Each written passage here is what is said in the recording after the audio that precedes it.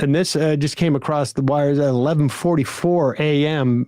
Eastern, that House Freedom Caucus Chairman Andy Harris doubted that the legislation is going to be completed by the July 4th deadline. Now, yesterday in the Rules Committee, Representative Jim McGovern was debating this bill a little bit with Representative Brett Guthrie, Republican from Kentucky. The bill has to go through the House Rules Committee before it becomes eligible to be voted on within the context of the House. There's a lot of like parliamentary stuff here and House rule stuff, but the bottom line is it just barely eked out of this committee after nearly a dozen hours. 2 House Freedom Caucus members voted against it. Remember, now, that doesn't mean that they vote against the final passage of the bill. It's probably just a negotiation tactic. To what end, we don't know. They have to accept the Senate bill. There is no more negotiations. Now, they can also say, well, we want to massage it so that we can pass a different bill and then send that back to the Senate for ratification. But there's no time for them to do that. So it really remains to be seen whether the House Freedom Caucus will cave. And apparently Donald Trump's number one job is to convince them. But here is a clip of Jim McGovern, Democrat from Worcester, Mass., chair of the House Rules Committee, with Representative Brett, not chair, I should say, senior minority leader on the House Rules Committee, and Representative Brett Guthrie. About with mental health, with all the other, they're exempted out, people with substance use disorder. Well, according to the Joint Economic Committee, 184,526 people will lose their health care coverage in Kentucky. Are they all deserving to lose their health care benefits? So I would say if they're able to work and choose not to work, when I say under the restrictions that we have for eligibility, most Kentuckians think, I know there was some criticism that came out from the governor's office of our bill, but if they're defending people that are able to work and they're not working. That's an awful lot of people in Kentucky. Ranking member. Well, Kentucky has one of the lowest workforce participation rates, people who are eligible to work that are working, and they'll be better off if they're working. Yeah, I want to make just one statement before I go to Mr. Colon.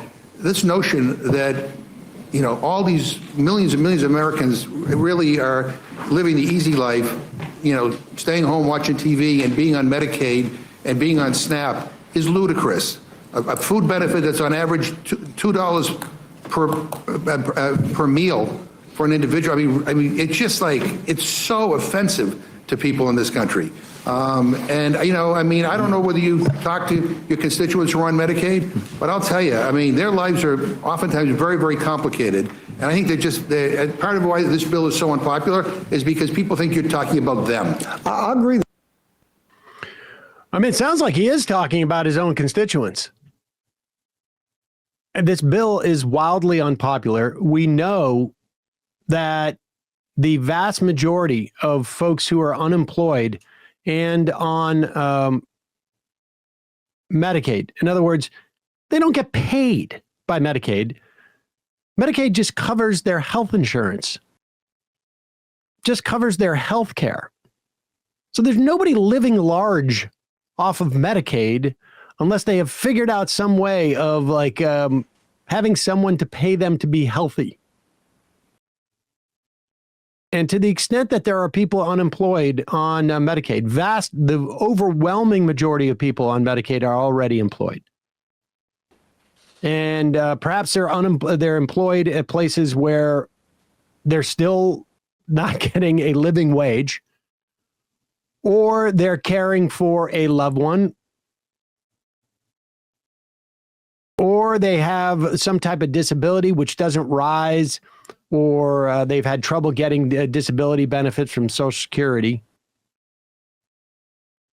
And apparently these Republicans, they just don't care. The bottom line is get the bill passed, bump over 10 million people off of health insurance. Not to mention the millions of people who are going to have less food assistance. It's barbaric.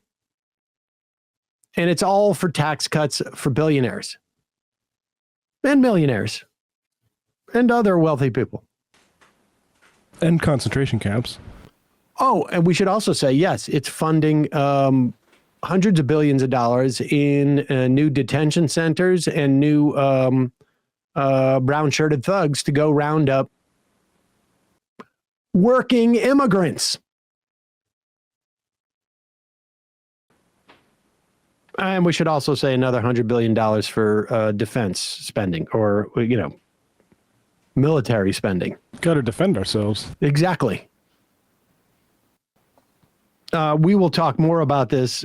We have an amazing clip of Lisa Murkowski actually having to be held account. I mean, not even held account, really just asked a question about her cave on this bill for tax benefits for whaling captains. That is not a joke.